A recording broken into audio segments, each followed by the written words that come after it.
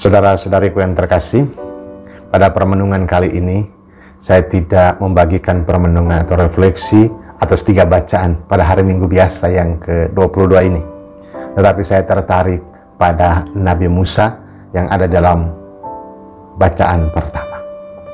Saudara terkasih, Nabi Musa yang diceritakan dalam bacaan pertama adalah seorang nabi yang besar. Ia mendapat amanat langsung dari Tuhan untuk menghantar orang Israel keluar dari tanah Mesir. Ia menjadi nabi perantara atau mulut Allah.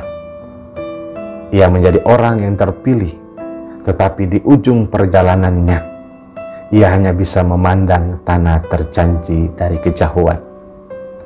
Ia hanya bisa melihat bahwa sukacita sudah ada di depan mata, tetapi ia sendiri tidak masuk ke dalamnya. Ada penafsir yang mengatakan bahwa Musa tidak masuk ke dalam tanah terjanji karena ia ragu. Ragu ketika Allah meminta dia untuk memukul bukit batu ketika orang Israel mengeluh kehabisan air. Seharusnya memukul sekali, Musa memukulnya 2 kali. Tetapi ada penafsir yang lain menegaskan bahwa Musa tidak diizinkan oleh Allah masuk ke tanah terjanji karena ia menanggung segala dosa orang Israel. Menanggung ketidaktaatan dan ketidaksetiaan orang Israel dalam perjalanan dari tanah Mesir sampai ke tanah terjanji. Dia menanggung semuanya itu dan orang Israel lah yang masuk ke tanah terjanji. Saudaraku terkasih, kenapa saya memilih ini? Karena saya coba menempatkan diri saya sebagai seorang yang disebut dengan Nabi Musa. Kalau seandainya itu kita, apa yang kita buat? Kita sudah berjuang, tetapi di ujung semua itu orang lain yang menikmati. Tentu ada rasa sedih, tentu ada rasa kecewa, tentu ada penyesalan, menangis. Bahkan kita akan marah sebesar-besarnya. Kita mengalami semua perasaan itu karena apa?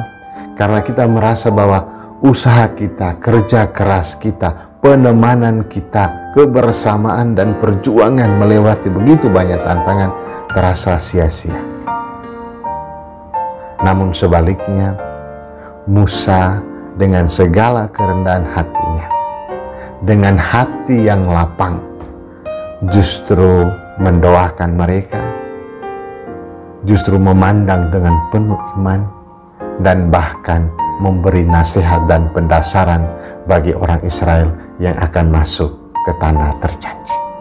Saudaraku yang terkasih, 2 nasihat Musa yang disampaikan kepada orang Israel supaya masuk ke dalam tanah terjanji adalah yang pertama, harus mendengarkan dan taat pada firman Tuhan.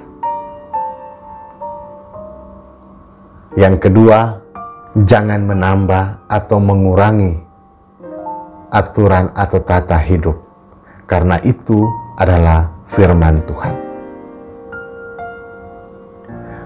Nasihat atau pesan ini disampaikan kepada mereka karena mereka adalah umat yang terpilih. Musa meminta mereka untuk taat dan setia. Ketaatan mereka mau menunjukkan kebijaksanaan dan akal budi mereka di antara bangsa-bangsa yang lain. Selain itu, mereka mau menunjukkan bahwa bangsa manakah yang memiliki peraturan yang seadil ini. Ketika orang memandang orang Israel, maka orang melihat bahwa mereka adalah bangsa yang terpilih, bangsa yang dilindungi oleh Tuhan, bangsa yang memiliki kebijaksanaan karena punya Allah yang luar biasa bijak dan juga mempunyai hukum yang adil, tata hidup yang teratur, karena itu semua dari Allah. Dari semua pengalaman ini, maka Bapak Ibu saudara-saudari yang terkasih, kita belajar dari Nabi Musa bahwa betapa besar cinta kasihnya dalam menjalankan tugas perutusan dari Tuhan. Saya sendiri merasa, wah, Nabi Musa ini luar biasa. Kenapa? Karena pertama dia sendiri menolak karena merasa tidak sanggup. Namun dikuatkan sampai berani menghadap Firaun. Ia yang tidak pandai berkata-kata dimampukan untuk menyampaikan firman Tuhan. Dia dijadikan pemimpin untuk menghantar mereka semua, menjadi penuntun bagi mereka, wakil Allah yang menghantar mereka dari perbudakan menuju tanah pembebasan. Di ujung tugasnya, ia dengan rendah hati menerima kenyataan bahwa tidak masuk ke tanah terjanji itu. Mungkin kita akan mengatakan, saya yang berusaha, saya yang berdarah-darah, tetapi kalian yang menikmati. Mari kita belajar dari Nabi Musa bahwa tugas dan tanggung jawab dari Allah bukan pada hasil akhir untuk menyenangkan hati kita, tetapi adalah sebuah proses untuk mencapai puncak. Hasil yang baik berangkat dari proses yang baik. Prosesnya mungkin naik turun, ada jatuh bangunnya, tetapi ketika kita setia dan taat, tekun menjalaninya, maka hasilnya akan baik. Maka orang belajar dalam setiap proses itu. Musa sudah menjalani semua proses itu dengan ketaatan, kesetiaan, tawa dan air mata mengiringi, sehingga bangsa Israel bisa bahagia dan sukacita. Tuhan Maha Adil akan memberikan yang terbaik. Musa memang tidak masuk ke tanah terjanji, tetapi dia punya tempat di tanah surgawi. Untuk itu, saya mengajak kita semua, berjuanglah dengan memperhatikan perintah Tuhan. Taatilah setiap firman-firman-Nya, karena Ia memang adil, dan bersyukurlah karena Ia bijaksana. Kita yang tidak mampu, kita yang tidak berani, dimampukan dan diberanikan menjadi seorang pemimpin. Pemimpin di tengah keluarga kita, pemimpin bagi sesama di sekitar kita.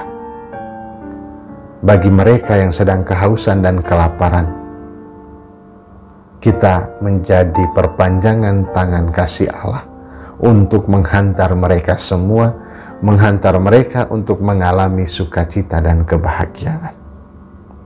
Mungkin tak ada ucapan terima kasih, mungkin tidak ada balasan yang kita terima, tetapi sukacita kita adalah menjalani perintah Tuhan, yakni mengasihi sesama. Kita belajar dari Musa, tidak perlu pujian, tidak perlu kebahagiaan, tidak perlu kenikmatan dan kuasa, tetapi cukup menjadi pemimpin yang menghantar mereka mengalami sukacita yang dijanjikan Tuhan. Semoga Bapak Ibu Saudara-saudari sekalian, kita semua belajar untuk menjadi pemimpin yang baik, pemimpin yang menghantar orang kepada sukacita, menghantar orang pada kedamaian. Selamat hari Minggu, Tuhan memberkati, Bapa dan Putra dan Roh Kudus. Amin.